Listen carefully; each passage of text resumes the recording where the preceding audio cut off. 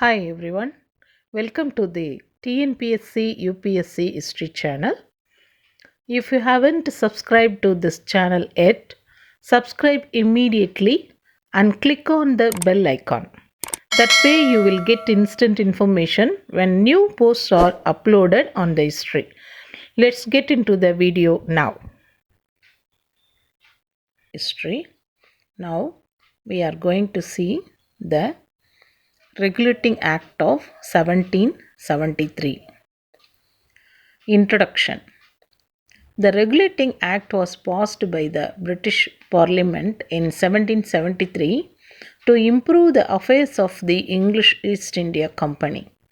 The passing of the Act was necessitated by several factors. This Act was introduced when Warren Hastings was the governor of the British East India Company in Calcutta. The Regulating Act of 1773 was a new chapter in the constitutional history of the British East India Company. Circumstances leading to the passing of the Act. The company had acquired territories in India and the British Parliament wanted to have a hand in controlling its affairs. The condition of people under the company's rule was very bad. The servants of the company made huge fortunes and lived like princes on their return to England. The dual form of administration instituted by Robert Clive was complex and drawing a lot of complaints.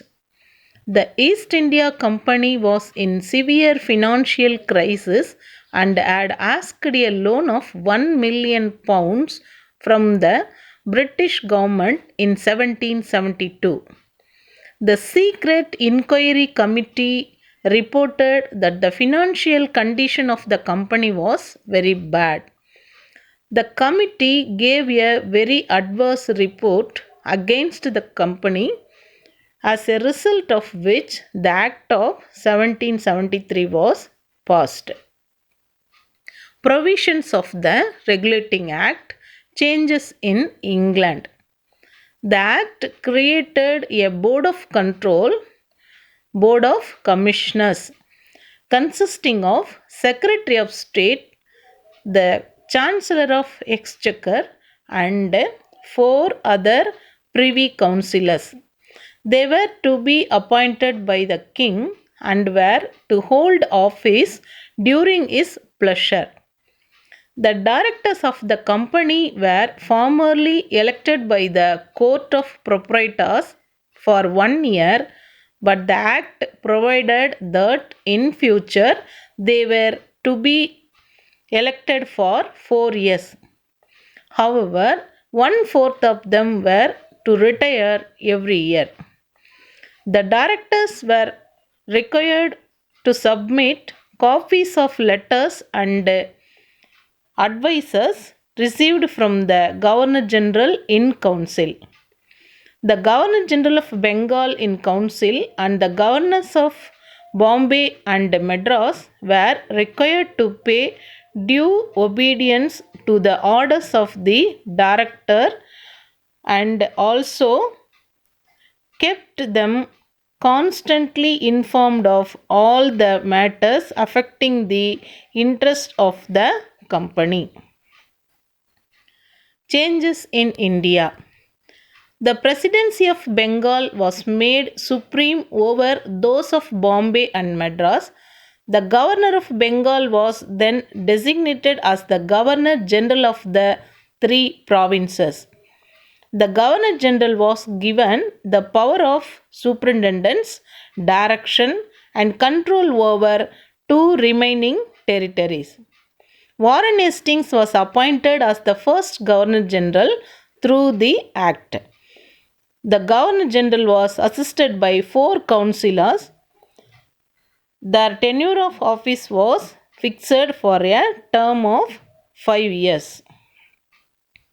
The Governor General was required to follow the orders of the directors of the company and keep them informed about all matters which were related to the interest of the company at that time.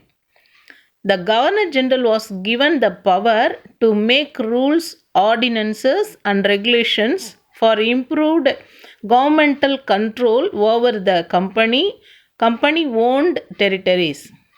The Supreme Court of Judicature at Fort William was established at Calcutta as the apex court, and it constituted of Chief Justice and three other judges. Sir Elijah Impey was appointed as Chief Justice.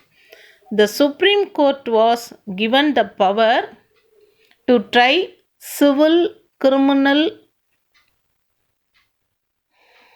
admiralty, and necessitated cases. The Regulating Act prohibited the receiving of presents and bribes by the servants of the company. The number of members of the Council of the Governors was reduced from 4 to 3, and one of them was to be the Commander in Chief of the Presidency. Criticism of the Act. The Act did not define the relations of Supreme Court with the Governor General in Council, and it claimed jurisdiction over them. The Supreme Court claimed jurisdiction over the zamindars and other revenue collectors, but it was denied by Governor General in Council. It was not clear as to which law was to be applied by the Supreme Court. The Governor General of Bengal in Council was given control over the presidencies of Bombay and Madras, but the governors could act without consulting the former in case of emergency. The parliamentary control was inadequate and ineffective. Conclusion. The Regulating Act, however, marked the beginning of a written constitution for India and asserted the right of Parliament to interfere in Indian affairs and to legislate for India. It was also the first attempt to apply regular law to the Indians. The Act provided the framework of all constitutional enactments that followed.